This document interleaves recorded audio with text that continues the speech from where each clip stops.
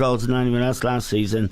With the Liverpool situation, it's a dramatic contrast really, because they look very flaky at the back, and that is going to be a problem for them, despite the number of goals they score in winning the Premier League.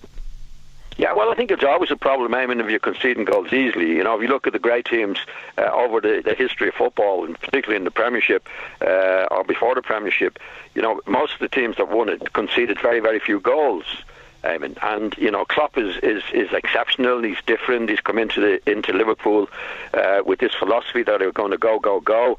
The emphasis is certainly not on defence. I don't know whether he's able to organise the defence or not, but that's the object is to go, score goals, and not seem to worry too much about that. Now, you know, I would certainly go with the Tottenham formula and the Chelsea formula that get it right at the back first, but they have something going for them, Liverpool, in the way that they play. I think I was a little bit disappointed last week in the match against Manchester United, because I didn't think he was true to his actual beliefs, which I thought anyway was go. I think he got a bit too tactical, and if he gets tactical, then he loses the magic that he has with the philosophy that he has.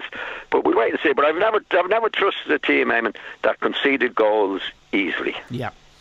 Didi, one of his coaches, I think his right-hand man, made an interesting statement only yesterday about Klopp.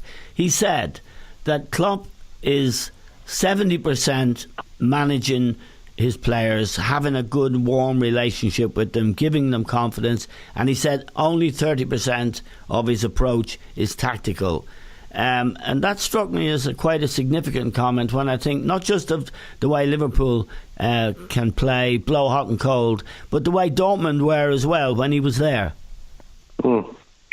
Yeah, well, I wouldn't be too surprised whether it's a fair assumption of how he manages or how he does things. I'm not sure. I think it's very important these days that you've got both. I think the man management side is probably as important, if not more important, than anything else these days, because if the lads and the players don't pull in the same direction as you, you're fighting a lost cause. So I think he's got that base covered.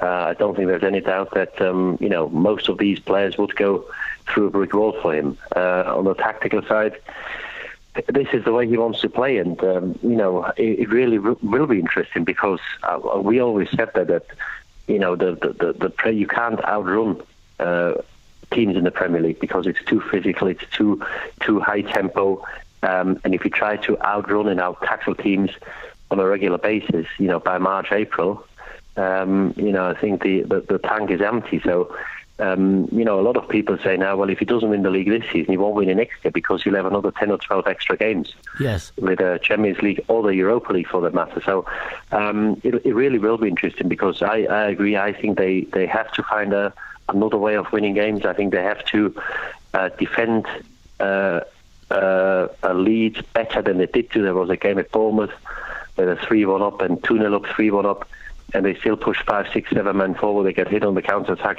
end up losing the game 4-3. So I think there's a time where you just have to see games out. And Chelsea under Mourinho 10 years ago was the master. Whenever they went 1-0 up, you more or less knew, like an Italian team 20 years ago, whenever 1-0 up, usually that's a game done. And I think they have to learn it. I haven't seen enough progress, to be honest, personally, to say, they are improving. They've got a different way of playing when they do get into the lead. So yeah, it'll be interesting over the next few weeks and months, because they've got a second leg in the semi-final. I think it'll be probably the biggest game, because they have to put a trophy in the cabinet this season or next season, because I think it's been far too long. They had a few chances, and every time the chips were down, the team failed. They had a poor performance again at Southampton. So yeah, I think it's a crucial 3 or 4 months, not only for the manager but also for a lot of the players in the team. Okay, John, just want to cover the top 6 today. Let's just go